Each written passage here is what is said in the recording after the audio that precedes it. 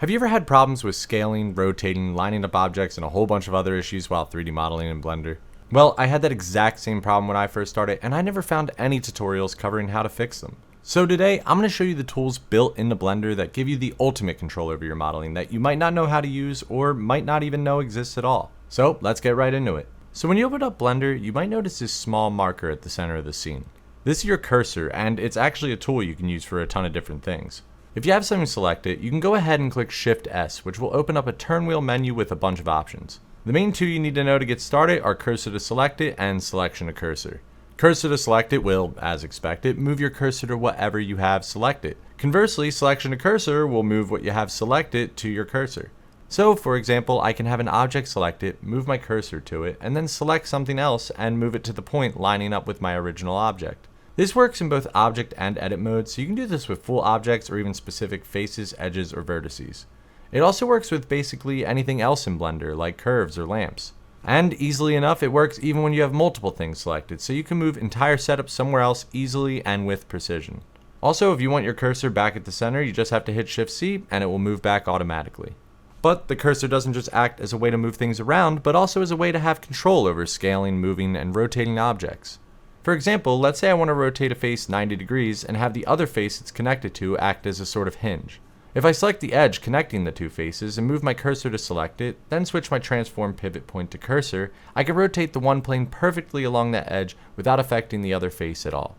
You can do the same thing with scaling and moving objects, so if I set my cursor to a point, have the transform pivot point set to cursor, and scale my selected objects, then everything will scale around that point. And that brings us to the transform pivot point. By default, the pivot point is set to medium point, meaning that the point where everything is scaled, moved, and rotated is along their center. But if you switch from medium point over to individual origins, now everything will scale and rotate independently. Also, this doesn't just work for basic transformations, it will also work for tools like extrude and inset. Another one I often use from the drop-down menu is active element. This is still very similar to how the cursor works, but instead treats the active selection as the cursor to base all transformations around. Sometimes this is a bit quicker than having to move the cursor, so it can really come in handy to speed up your workflow. So already modeling just became a lot easier, but there's one more trick that gives you complete control over how you transform things. Transform pivot points deal with the center point that scaling, rotating, and moving objects are based around, but transform orientation deals with the axis on which those transformations take place.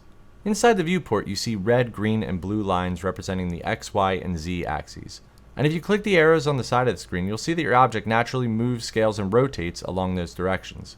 But how do we change it for more precise control? Well, it's easier than you think.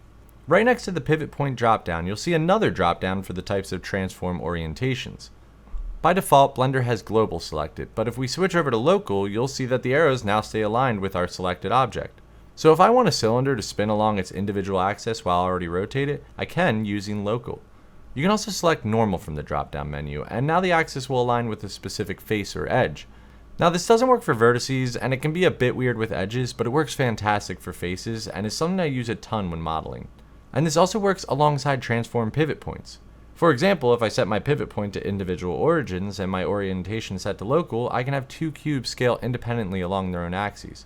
But these are just a few of the ways that you can use these tools built right into Blender. I can't think of any modeling project I haven't used these on, and there are a ton of applications that can make modeling a lot more intuitive and precise. So play around with the cursor, transform orientations, and transform pivot points, and see what you can create with a new level of control.